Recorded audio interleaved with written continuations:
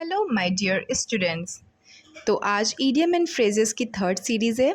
Last two series में हमने ए से स्टार्ट होने वाले ईडियम्स एंड फ्रेजेस किए हैं। जैसा कि हमने पहले भी डिस्कस किया है, ईडियम एंड फ्रेजेस का कोई लिटरल मीनिंग नहीं होता है। हम उस वर्ड को डीकोड करके कोई मीनिंग डिराइव नहीं कर सकते हैं, और ये competitive exam point of view से बहुत ही इंपॉर्टेंट होता है। तो हमें इसकी मीनिंग को याद करना पड़ता है और कैसे भी करके इसको अपने माइंड में रखना रहता है। तो आज स्टार्ट करते हैं बी से स्टार्ट होने वाले ईडियम एंड फ्रेजेस। आज का फर्स्ट ईडियम है बाय हुक और बाय क्रुक। ये तो हमारे हिंदी का भी ईडियम है। हुक और क्रुक से मतलब कैसे भी करके कोई चीज़ कैसे भी पानी है। बाय हुक और बाय क्रुक मतलब किसी भी तरीके से। बाय वन मीन्स और बाय अनदर। एग्जाम्पल देखते हैं। He is determined to obtain first division in the class by hook और क्रुक। वो क्लास में फर्स्ट डिवीज़न लाने के लिए कुछ भी करने को तैयार है, किसी तरीके से भी लाना चाहता है। आज का सेकेंड ईडियम ऑन फ्रेजेस है beer the brunt of. Beer the brunt of का मतलब होता है झेलना, किसी चीज़ के मेन शौक को झेलना। ठीक है, बियर द बर्न्ट ऑफ का मतलब होता है झेलना, किसी भी चीज़ के मेन शौक को झेलना। एक एग्जाम्पल से देखते हैं। गरीब लोगों को हमेशा बढ़ते हुए प्राइजेस की वजह से झेलना किसको पड़ता है? अमीर लोग को तो कोई फ़र्क नहीं पड़ता है, मिडिल क्लास भी झेल लेता है। बट सबसे ज़्यादा कौन प्रॉब्लम में आता है? द पुअर्स। तो बियर द बर्न्ट ऑफ मतलब किसी भी चीज़ के मेन शौक को झेलना। थर्ड है बेल द कैट। ये तो हमारे हिंदी की भी कहावत है कि बिल्ली के गले में घंटी कौन बांधेगा, मतलब पहला कदम कौन उठाएगा। तो बेल द कैट का क्या मतलब होता है? To take first step at personal risk. ठीक है, पहला कदम कौन उठाएगा, पहला रिस्क कौन लेगा।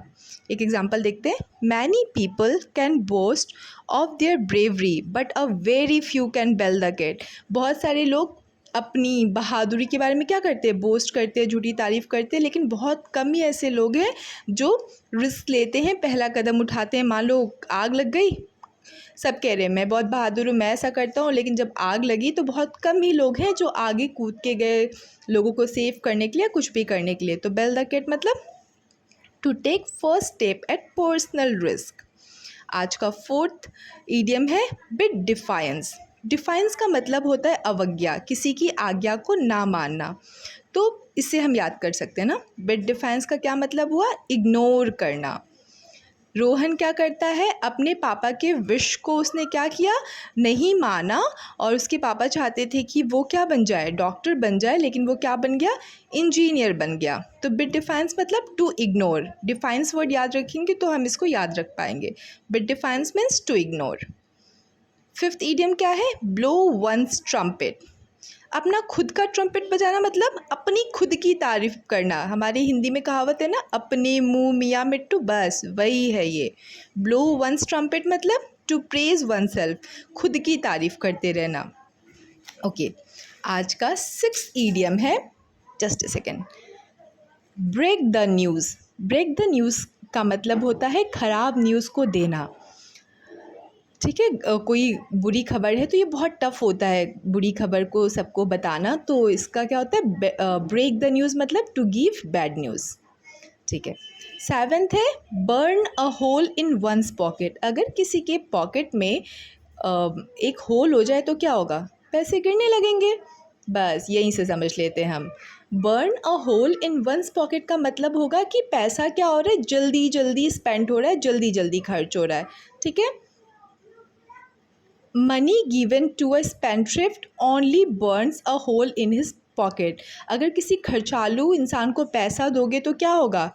वो जल्दी जल्दी उसको क्या कर देगा? खर्च कर देगा। Burn a hole in one's pocket मतलब मनी स्पेंड क्विकली। आज का एट्थ ईडियम है बरी अ हैचेट। हैचेट का मतलब होता है कुल्हाड़ी। कुल्हाड़ी को अगर हम गाड़ दे रहे हैं तो क्या हो रहा है? शांति हो रही है, झगड़ा कम हो रहा है। तो सेम बरी अ हैचेट का मतलब टू मेक पीस। कुल्हाड़ी को गाड़ देने से क्या समझ सकते हैं हम? शांति कायम करना। India and Pakistan must bury the hatchet to bring about peace in the region. India और पाकिस्तान को क्या करना चाहिए? अपनी कुल्हाड़ियों को गाड़ देना चाहिए। इसका मतलब है पीस स्थापित करना चाहिए। ओके, आज का नाइन्थ ईडियम है beside one self. Beside one self का मतलब होता है किसी भी चीज़ को बहुत ज़्यादा फील करना।